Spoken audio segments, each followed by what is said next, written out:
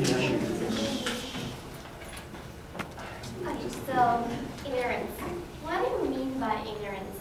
So to me, the definition of ignorance just means that you simply don't know anything, or you're just oblivious to something.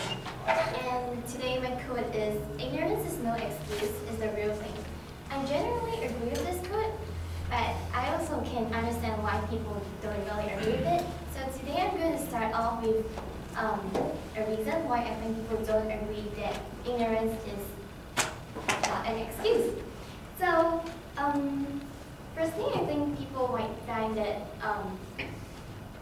ignorance is not an excuse because people might lie sometimes. Like for example, I can ask my friend, do you know what are the test questions for the next exam?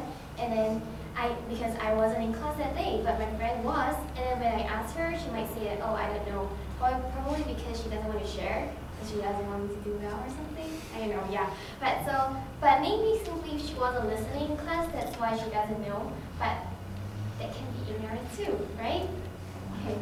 So the next one is, I agree with why ignorance is no excuse, because sometimes you just simply don't know something.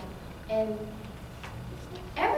it's impossible for everyone to know everything, so there's always topics that people don't know about. For example, before I came to the United States, I don't really know how many states are there in the US and like things like the culture over here, because I haven't really experienced it before, and there's no reason for me to know about those things because they're not necessary, so I'm ignorant to it. So when people ask me about it, I'm not able to answer this question to them. But now that I'm here, I should get used to the different culture here, the lifestyle over here, the type of country it is, the states that they have and everything. So, so I think that ignorance is no excuse because, everyone just can't know everything. Thank you.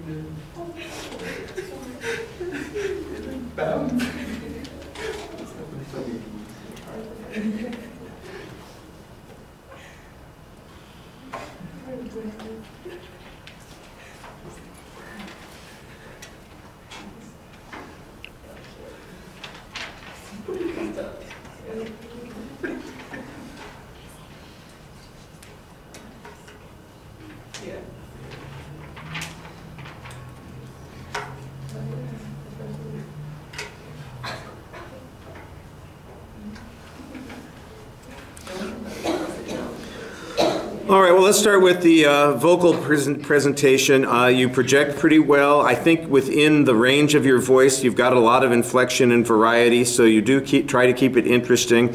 Your range might be a little narrow and your voice might be a little quiet, but I thought that you tried to create some immediacy by using, like I said, a variety of pitches in the presentation. You got stuck a little bit on the pacing at the end of your second example. It just felt like you suddenly, oops, I'm done. You couldn't catch the next phrase, you couldn't get to the next point, and that was the problem at the end of the speech. Everything suddenly just abruptly ended. But up until that point, I thought you were doing a fine job. Your facial expressions are very good and engaged. Like I said, a little bit of panic at that last moment. Your eye contact was solid throughout the audience. You seemed confident when you were standing there speaking, and right up until that last 20 seconds of your speech, when it seemed like you suddenly just stumbled and weren't quite sure how to finish off.